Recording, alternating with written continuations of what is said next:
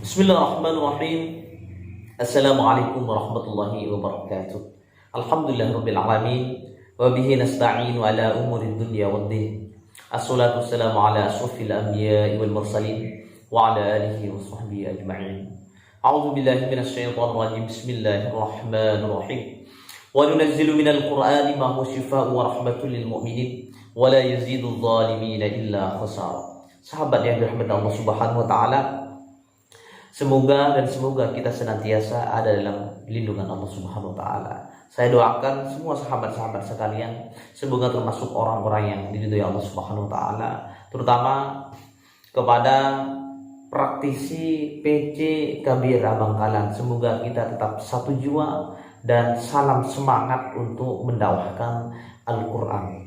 Sahabat yang dirahmati Allah Subhanahu wa taala, pada kesempatan kali ini saya ingin membahas tentang cara dasar diagnosa kepada pasien untuk mengetahui apakah yang diderita pasien ini adalah indikasi jin atau bukan. Sahabat yang dirahmati Allah Subhanahu wa taala, sebelum saya membahas tentang diagnosa ini, mari kita bersalawat terlebih dahulu dengan salat robitoh. Semoga dalam salat robitoh ini kita semua, seluruh KBRA Nusantara senantiasa tersambung robitohnya dengan guru-guru kita, khususnya kepada Kiai Ahmad Ibn Muslim. Allahumma salli ala Sayyidina Muhammadin Nabiyir Rahmah wa syafi'il ummah muballighin nubuwah wal risalati waj'alna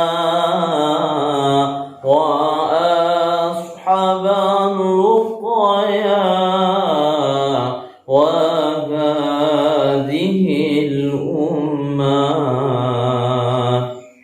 manzukina bisihhati wa salama wa sa'adati wa rabitati fid dini wad dunya wal akhirati wa ala wa sahbihi wa sallim wa ala alihi wa sahbihi wa sallim. Alhamdulillahirabbil alamin. Itulah tadi selawat robitoh yang selawat ini termasuk selawat kesukaan saya. Semoga kita semua tersambung robitohnya dengan para guru-guru kita. Amin amin Allahumma amin. Sahabat yang dirahmati Allah Subhanahu wa taala, pada kesempatan kali ini saya ingin membahas tentang dasar ciri-ciri pasien yang terkena gangguan sihir. Yang pertama, sebelum kita meruqyah seseorang, maka kita harus diagnosa terlebih dahulu agar kita tahu apa yang dialami pasien, apa yang terindikasi apa pasien tersebut, apa memang murni medis atau non medis. Yang pertama, ciri-ciri dasar seseorang terkena gangguan sihir adalah sering pusing. Dan pusing ini bukan pusing seperti pusing biasa. Sering pusing yang terus menerus ketika beli obat seperti Botrek, sembuh, tapi setelah sembuh kambuh lagi. Bahkan setiap hari mengalami pusing yang terus menerus. Kemudian ciri khas yang pertama, yang kedua adalah sering berat di area punggung.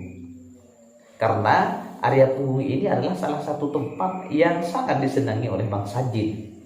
Yang ketiga, sering merasa sesak dada. Tiba-tiba terasa sesak, sulit bernafas, apalagi ketika berjalan agak jauh sedikit langsung capek, terasa sesak di area dada. Yang keempat adalah sering terasa nyeri di area ulu hati dan lambung. Kemudian yang keenam adalah sering terasa nyeri di area pinggang atau tulang ekor. Kemudian yang ketujuh, sering merasa emosi, sedikit-sedikit ada masalah sering emosi atau sering sedih. Kemudian ciri selanjutnya adalah sering mimpi buruk. Dan mimpi buruk ini biasanya adalah salah satu ciri dasar orang-orang terkena gangguan sihir. Biasanya pasti mimpi buruk, entah mimpi dikejar-kejar ular, mimpi ingin dibunuh seseorang, dikejar-kejar orang yang ingin membuat dikejar-kejar orang yang tujuannya adalah zalim. Kemudian intinya mimpi yang menakutkan. Dan ciri-ciri yang saya sebutkan tadi adalah ciri-ciri dasar seseorang yang terkena gangguan sihir. Setiap orang yang terkena gangguan sihir, entah itu sihir tafrik, sihir muhabbah, sihir marif, kemudian sihir penghalang jodoh, semuanya pasti akan merasakan ciri-ciri dasar yang sudah saya sebutkan tadi. Nah kemudian bagaimana cara kita untuk menentukan, oh ini adalah sihir muhabbah, oh ini adalah sihir marif, atau ini adalah sihir tafrik. Kita bahas yang pertama dulu, sihir muhabbah.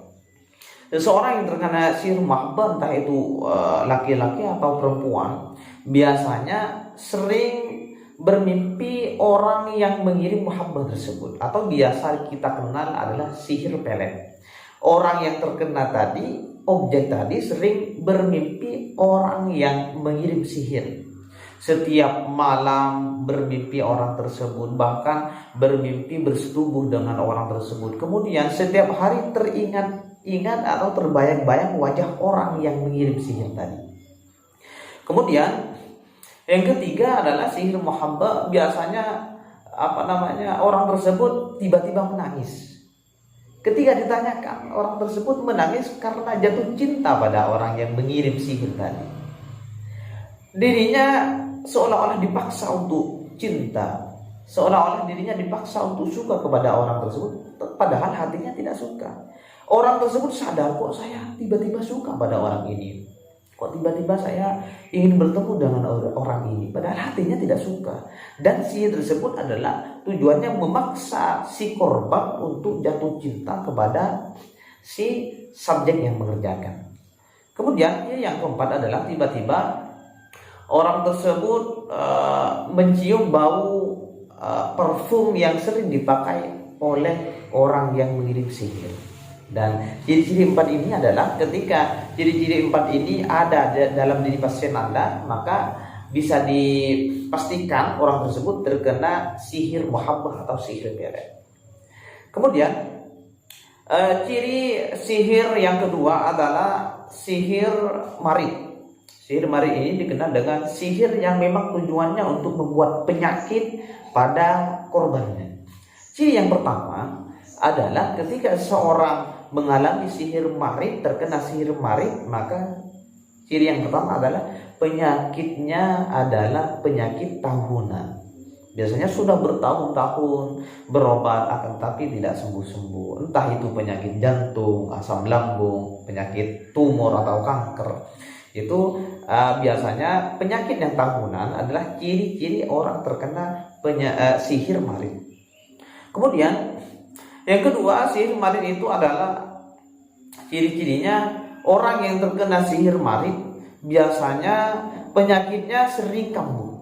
Ketika berobat ke dokter sembuh, akan tapi setelah itu tiba-tiba timbul lagi penyakitnya. Bahkan ada yang ketika diperiksa ke dokter, penyakitnya tidak terdeteksi oleh dokter. Bahkan banyak dokter yang mengatakan, oh ini orangnya sehat, ini tidak ada penyakit dalam tubuhnya. Padahal setiap harinya orang tersebut mengeluh kesakitan. Biasanya itu adalah ciri-ciri orang yang terkena sihir marid. Dan sihir marid ini tidak akan sembuh dengan berobat ke dokter. Pernah pada suatu hari saya menangani seseorang yang terkena kanker otak. Sudah 3 tahun hidupnya hanya bisa berbaring saja di kamarnya. Kemudian setelah itu sudah berusaha kemana-mana berobat, bahkan sampai ke spesialis dokter kanker otak. Sudah ditangani beberapa kali namun belum Allah sembuhkan.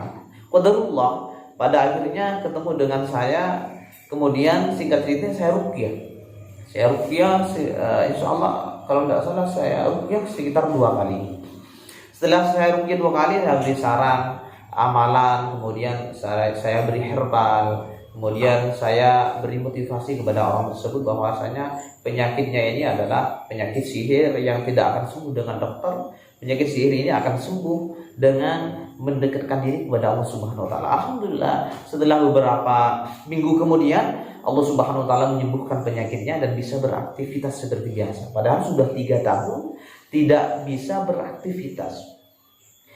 Nah, itu adalah salah satu ciri-ciri sihir marid.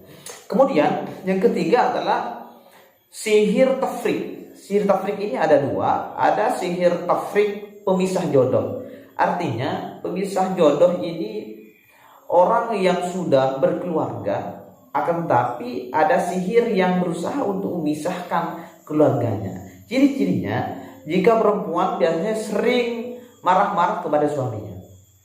Ada masalah sedikit, tiba-tiba marah. Kemudian ketika berhubungan intim, sang suami dan istri ini tidak merasakan nikmatnya berhubungan. Banyak itu terjadi di kalangan masyarakat. Dan kadang orang-orang yang belum paham, biasanya hal yang demikian biasanya diperiksakan ke dokter, padahal itu bukan penyakit medis, akan tapi penyakit non medis. Kemudian ciri yang ketiga adalah ketika tidur di satu ranjang dengan suaminya biasanya terasa panas, bahkan melihat suaminya terasa jijik, dan tiba-tiba biasanya timbul bau yang luar biasa dari suaminya. Dan itu adalah bentuk usaha jin untuk memisahkan keluarga tersebut. Kemudian ada sihir tafrik yang kedua adalah sihir penghalang jodoh.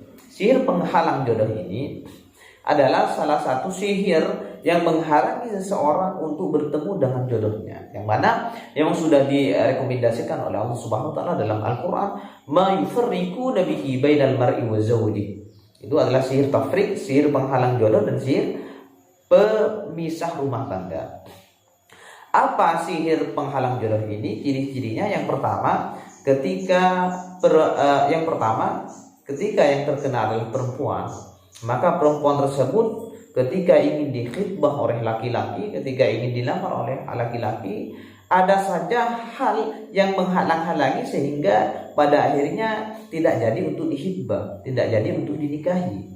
Karena ada sebab-sebab tertentu. Yang pertama, biasanya ketika ada orang yang suka pada perempuan tersebut, maka si perempuan tadi tiba-tiba benci, tiba-tiba melihat laki-laki yang suka tadi wajahnya buruk, atau terlihat dengan wajah yang tidak disenangi oleh si perempuan tadi. Sebaliknya, ketika perempuan tersebut suka pada laki-laki, maka laki-laki tersebut melihat perempuan yang terkena sihir tadi, tiba-tiba wajahnya hitam, tiba-tiba wajahnya terlihat sangat buruk. Itu adalah ciri-ciri sihir penghalang jodoh. Dan ini banyak terjadi di kalangan masyarakat. Dan saya sarankan kepada para peruqyah senusantara, apabila ada ciri-ciri yang sudah saya sebutkan tadi, ciri-ciri sihir muhabbah, kemudian sihir marid, kemudian sihir tafrik, penghalang jodoh, dan pemisah jodoh, maka usahakan ini diruqyah. Kemudian setelah diruqyah dikasih amalan-amalan yang bisa menyembuhkan, membatalkan sihir tersebut. Bahkan biasanya harus dimandikan dengan air ruqyah selama 7 hari untuk membatalkan sihir yang ada dalam tubuhnya. Sahabat yang dirahmati Allah Subhanahu wa taala, itulah tadi penjelasan tentang yang pertama, tentang ciri-ciri dasar seseorang yang terkena gangguan sihir. Kemudian bahasan yang kedua tadi, ciri-ciri orang yang terkena sihir muhabbah, sihir marid, sihir tafrik, pemisah jodoh, dan penghalang jodoh. Ciri-ciri tersebut adalah cara kita untuk mendiagnosa pasien kita, agar ketika kita meruqyah, kita fokus dengan bacaan-bacaan yang sesuai dengan apa yang dialami oleh pasien. Apa yang harus kita fokuskan ketika kita meruqyah orang yang terkena sihir? Maka kita difokuskan dengan ayat-ayat yang bercerita tentang sihir. Maka insya Allah dengan metode tersebut Allah Subhanahu wa taala akan membatalkan semua sihir-sihir yang ada dalam di pasien kita. Sahabat yang dirahmati Allah Subhanahu wa taala, itulah sedikit penjelasan tentang tata cara mendiagnosa pasien agar kita tahu penyakit yang diderita pasien medis atau non medis. Semoga sedikit penjelasan ini bermanfaat kepada sahabat-sahabat sekalian. Assalamualaikum warahmatullahi wabarakatuh.